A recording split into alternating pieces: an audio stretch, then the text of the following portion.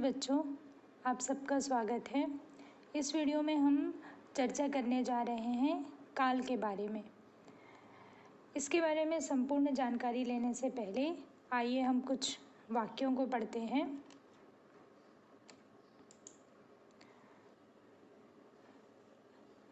यहाँ कुछ वाक्य हैं जिसमें प्रथम वाक्य है सैनिक युद्ध कर रहे थे और दूसरा वाक्य है साधु ने तपस्या की।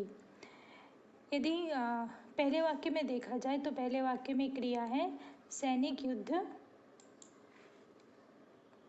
कर रहे थे और दूसरे वाक्य में साधु ने तपस्या की।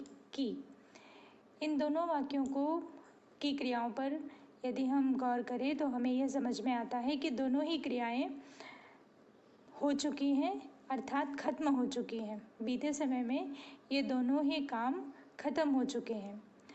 यदि हम तीसरे वाक्य को देखते हैं, बच्चे खेल रहे हैं, और चौथा वाक्य हम विद्यालय जाते हैं, तो तीसरे वाक्य में क्रिया है खेल रहे हैं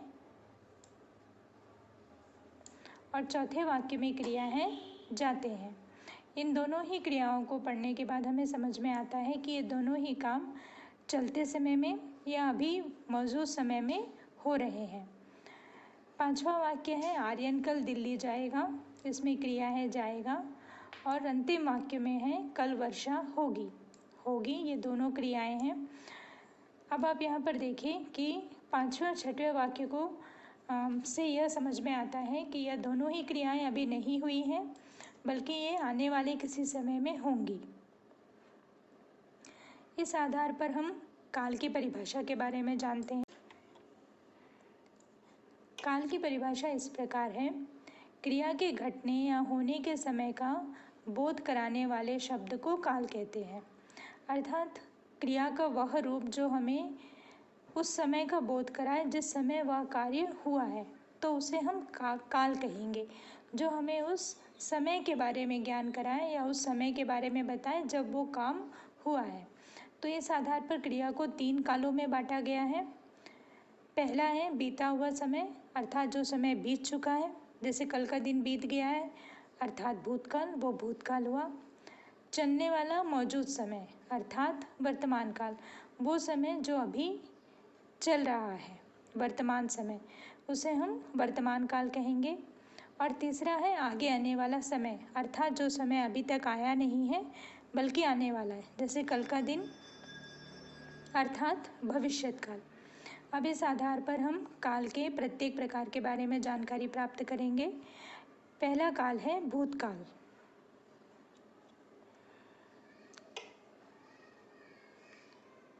क्रिया के जिस रूप से बीते हुए समय में कार्य के होने का बोध हो उसे भूतकाल कहते हैं।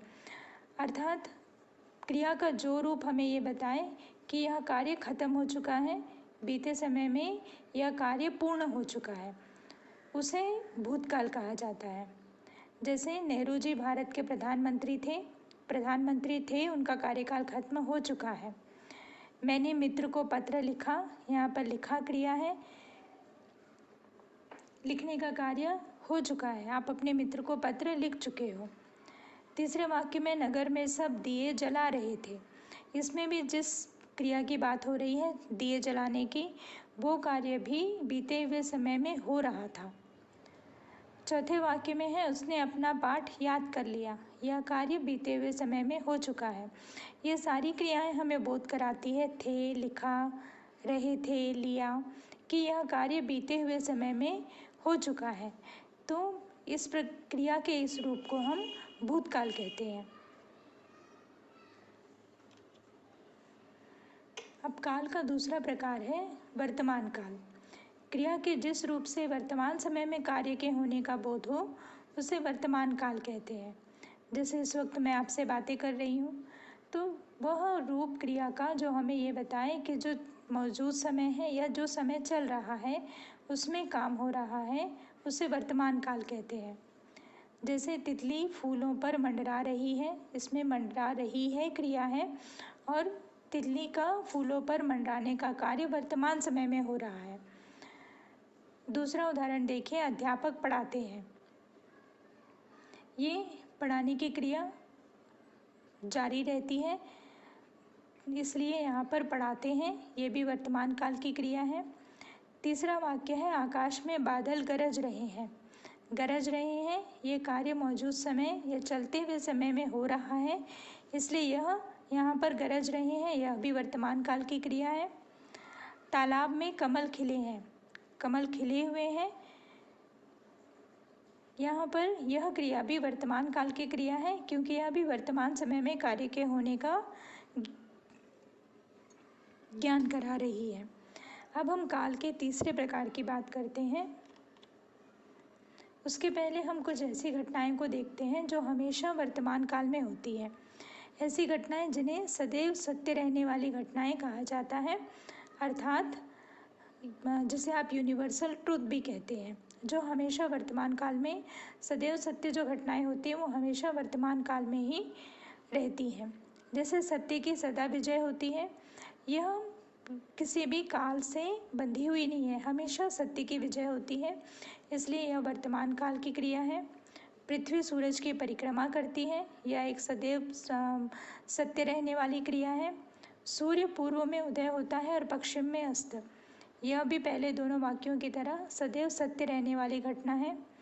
चौथा, ईमानदारी सर्वश्रेष्ठ गुण है, और एक अंतिम उदाहरण है क्रोध मनुष्य का दुश्मन है।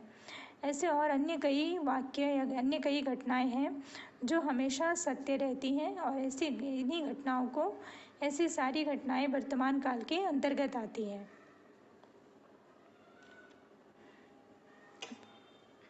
अब काल का तीसरा प्रकार भविष्यत काल। क्रिया के जिस रूप से आने वाले समय में कार्य के होने का बोध हो उसे भविष्यत काल कहते हैं। अर्थात जो क्रिया हमें ये बताए कि कार्य ना तो बीते हुए समय में हुआ है, ना अभी मौजूद समय में हो रहा है, बल्कि आने वाले किसी समय में उस कार्य के होने की संभावना है, उसे हम भविष्यत काल के अंतर्गत आने वाली क्रियाएं कहते हैं। जैसे मैं सोमवार को स्कूल जाऊंगा, यहाँ सोमवार को स्कूल जाने का निश्चय किया गया है, मैं सोमवार को स्कूल जाऊंगा, यानी आने वाले दिन में वह जो भी बच्चा है वो स्कूल जाने की बात कर रहा है। दूसरा उदाहरण, बच्चे शाम को मैच खेलेंगे। बच्चों ने अभी तक मैच खेला नहीं है, ना वो खेल रहे हैं, बल्कि वो शाम को मैच खेलने वाले हैं। बच्चे शाम को मैच खेलेंगे। अगले माह मीरा शिमला घूमने जाएगी। यहाँ पर मीरा शिमला घूमने वाली है अगले माह, इसलिए घूमने जाएगी ये क्रिया भविष्यकाल की क्रिया है। पुलिस चोर को पकड़ लेगी। चोर को ना उसने पकड़ा है ना पकड़ रही है, बल्कि वो पकड़ लेगी आने वाले समय में, इसलिए यहाँ पकड़ लेगी भी भविष्यत काल की क्रियाएं हैं। इस प्रकार काल के 3 प्रकार हैं, भूतकाल, वर्तमान काल और भविष्यत काल।